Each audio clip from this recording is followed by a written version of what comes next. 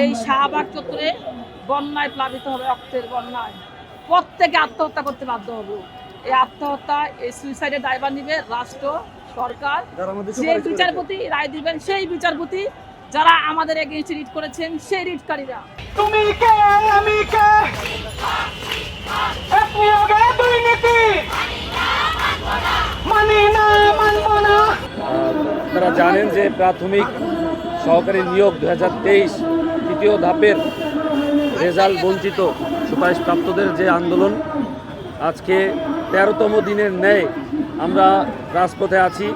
আপনারা জানেন গত 6 তারিখে হাইকোর্ট কর্তৃক যে রায় প্রকাশ পেয়েছে, সেই রায়ে রাষ্ট্রপক্ষকে বলেছে অবিলম্বে তাদের পূর্বের রেজাল্ট বাতিল করে নতুন করে রেজাল্ট দেওয়ার কথা বলা হয়েছিল।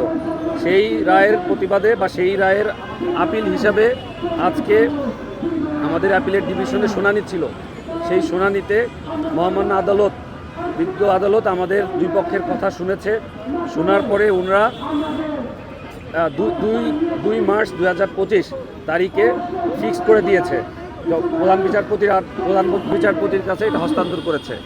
আমরা এখন আপনাদের মাধ্যমে জানাতে চাই যে দীর্ঘ 14 দিন ধরে আমরা রাজপথে। আপনারা জানেন ইতিমধ্যে বহু নারী রাস্তায় দিন পার করতেছে। তাদের এই ভোগান্তির ফলে তাদের পরিবারের সামনে দাঁড়াতে পারতেছে না। এই দাবি পূরণ না হওয়া পর্যন্ত আমরা রাজপথে থাকব।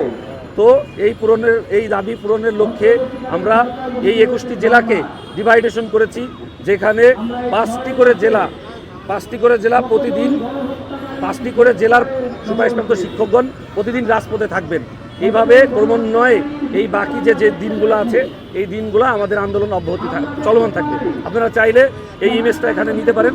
আমরা একটা রোড ম্যাপ করেছি, যে রোড ম্যাপে কোন দিন কোন জেলা রাজপথে থাকবে তার একটা রোড ম্যাপ আমরা করেছি, এবং ইতিমধ্যে আমরা আমাদের সমস্ত যে গ্রুপে প্রকাশ করব।